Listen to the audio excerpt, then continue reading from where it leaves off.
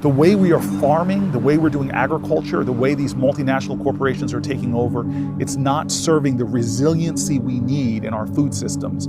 And it's not serving anyone in those food systems.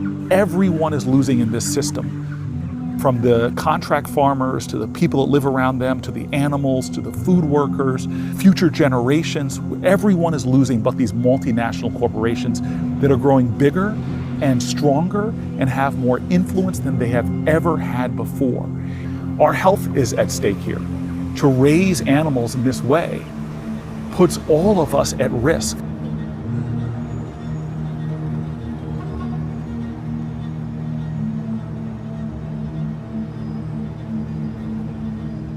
This is everyday violence that's going on in our country that most people are just not aware of. You have these massive warehouses where pigs are packed in on top of each other. You know, pigs produce 8-9 times the feces that human beings produce. And the feces flows through it into these big lagoons.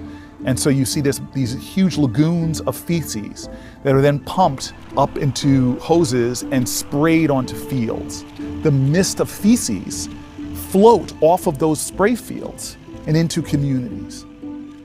It's one of the reasons why a lot of this stuff flows into our rivers and streams. It's one of the reasons why one of the biggest dead zones on the planet is off the Gulf Coast, where the Mississippi River, with all of that refuse and feces and phosphates flowing into that river.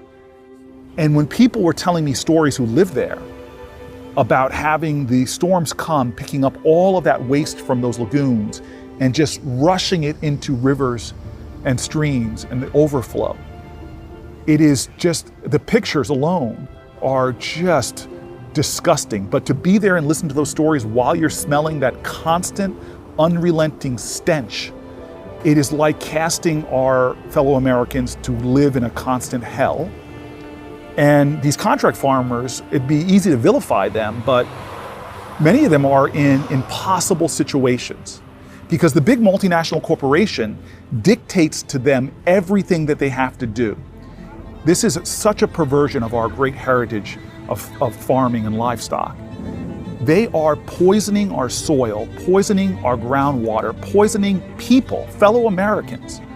They are stealing from them in the present and stealing from future generations.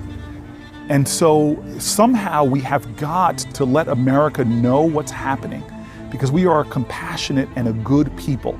But every single day there are efforts going on to not let this truth be told.